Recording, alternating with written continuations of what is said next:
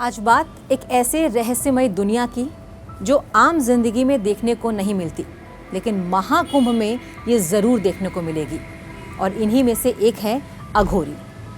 13 जनवरी से 26 फरवरी तक प्रयागराज में लगने वाले महाकुंभ में ये अघोरी आने वाले हैं। लोग इन्हें नंगी आंखों से देख पाएंगे, इनकी दुनिया को समझ पाएंगे। तो आज पेश है अघोरी और अघोरियों की दुनिया का वो रहस्य जिसे जितना भी जाना गया कम जाना गया।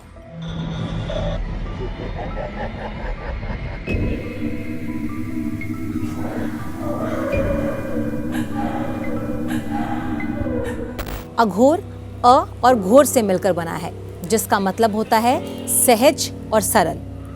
लेकिन इस मतलब के उलट जो इनकी रूपरेखा है, जो इनकी जिंदगी है, जो इनका सच है, ना वो सहज है ना वो सरल है। आज भी लोग अघोरियों की दुनिया में जाने से कांपते हैं, और कांपे भी क्यों ना।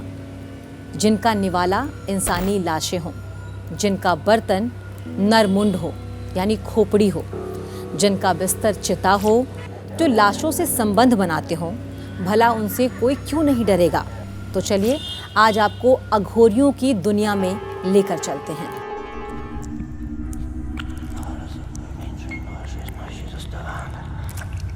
श्मशान वो जगह है जहां जिंदगी नहीं मौत का बसेरा होता है। लेकिन कुछ जिंदगियां ऐसी हैं जिन्हें शमशान में मुर्दों के बीच रहना ज़्यादा पसंद है। दरअसल जहां जिंदगी खत्म हो जाती है, वहां से इन अघोरियों की जिंदगी शुरू होती है। काली दुनिया के ये वो लोग हैं जिन्हें अपनी ज़िंदगी तलाशने के लिए मुर्दों को नोचने से भी कोई गुरेज नहीं होता है। ये उस जमात का हिस्सा हैं जो मुर्दों में भगवान ढूंढते हैं, जो मुर्दों को ही खाते हैं, मुर्दों के साथ सोते हैं और मुर्दों की ही पूजा करते हैं। अपनी साधना को दिखाने की बात तो दूर, ये अघोरी लोगों से मिलना जुलना पसंद नहीं करते, कैमरे के सामने आना भी पसंद नहीं करते। लेकिन जब बात खाने पीने की आती है, जब बात इनके रहन सहन की आती है, जब बात इनकी ज़िंदगी की आती है, तो लोगों में बहुत दिलचस्पी होती है। वो जानना चाहते हैं अघोरी कौन है, कहाँ रहते हैं, क्या करते हैं, वो शमशान में कैसे रह लेते हैं, वो इंसानी मांस, मुर्दों का मांस कैसे खा सकते हैं, वो इंसानी खोपड़ी में शराब या मदिरा का सेवन कैसे कर सकते हैं। ये तमाम सवाल हैं जिनके जवाब लोग जानना चाहते हैं। शमशान वो जगह है जहाँ ज़िंदगी नहीं मौत का बसेरा होता है। लेकिन कुछ ज़िंदगियाँ ऐसी हैं जिन्हें शमशान में मुर्दों के बीच रहना ज़्यादा पसंद होता है। दरअसल जहाँ ज़िंदगी खत्म हो जाती है, इन अघोरियों की ज़िंदगी वहीं से शुरू होती है। काली दुनिया के ये वो लोग हैं जिन्हें अपनी ज़िंदगी तलाशने के लिए मुर्दों को नोचने से भी कोई गुरेज नहीं है। ये उस जमात का हिस्सा है जो मुर्दों में भी भगवान ढूंढते हैं। और इन्हीं अघोरियों को ढूंढते हुए हमारी मुलाकात हुई शुक्रनाथ से। वैसे ये अघोरी ना लोगों से बात करना पसंद करते हैं, ना उनसे मिलना पसंद करते हैं, और कैमरे के सामने आना तो बिल्कुल भी पसंद नहीं करते। हमारी कई कोशिशों के बाद वो कैमरे पर ज़रूर आए, और जब हमने उनकी ज़िंदगी को जाना तो हम भी आश्चर्यचकित रह गए। ये शुक्रनाथ हैं और अब इन्हें भूख लगी है, अभी खाना मिलने में वक्त है, इसीलिए पहले ये मदिरा का सेवन करेंगे।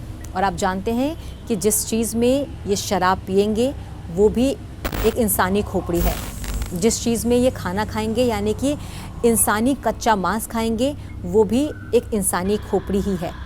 शुक्रनाथ इंसानी खोपड़ी में यानी नरमुंड में मदिरा का सेवन करते हैं। खाना बनने में या उनके खाने का इंतज़ाम होने में अभी वक्त था, इंसानी कच्चा मांस उन्हें मिल नहीं रहा था, लिहाजा वो उठकर बाहर की ओर चल पड़े और हम भी उनके पीछे पीछे चले गए। और जो तस्वीर हमने देखी वो हम आपको हूबहू नहीं दिखाएंगे, क्योंकि वो आपको विचलित कर सकती है। दरअसल बाहर एक चिता जल रही थी, एक शव जल रहा था, और लगभग उसमें कुछ हिस्सा जो है वो इंसानी शव का बचा हुआ था। अभी चिता पूरी तरीके से बुझी भी नहीं थी, लेकिन शुक्रनाथ वहाँ पहुँचे। उन्होंने उस चिता से इंसानी कच्चा मांस निकाला और वहीं पर खाना शुरू कर दिया, नमक और मिर्च के साथ। और ये वाकई हमें बहुत हैरान कर रहा था कि कोई कैसे अपने ही जैसे एक इंसान के मांस को खा सकता है, वो भी जलती हुई चिता से उठाकर। ये वाकई हमें हैरान कर रहा था।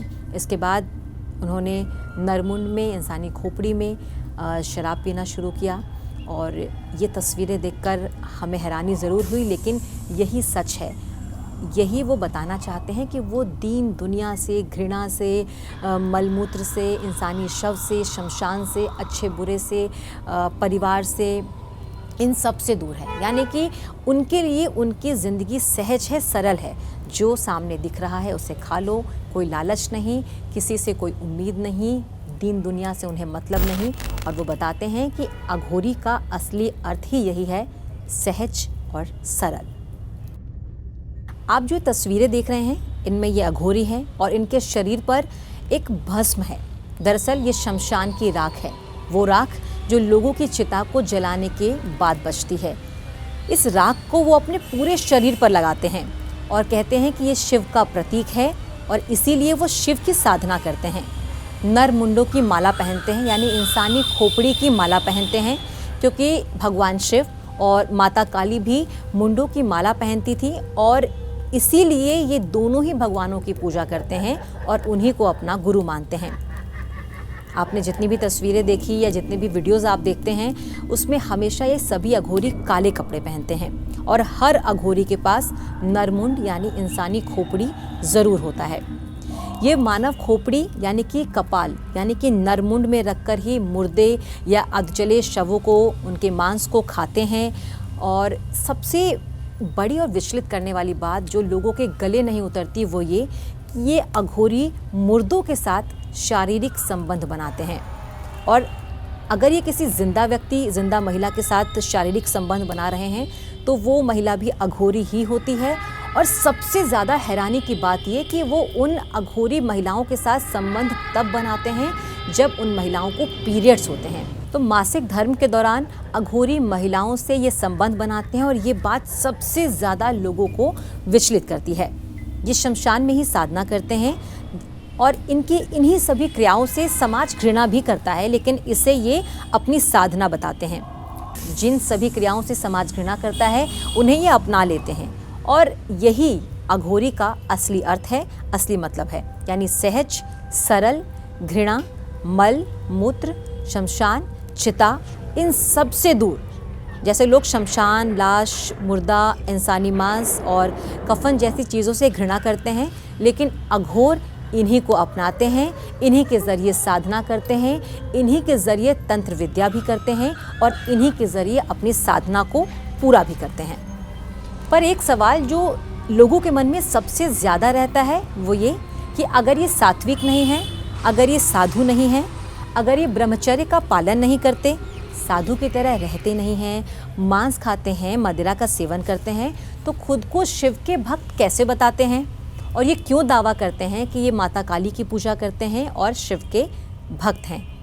इसके पीछे क्या वजह है? तो इसका भी जवाब है।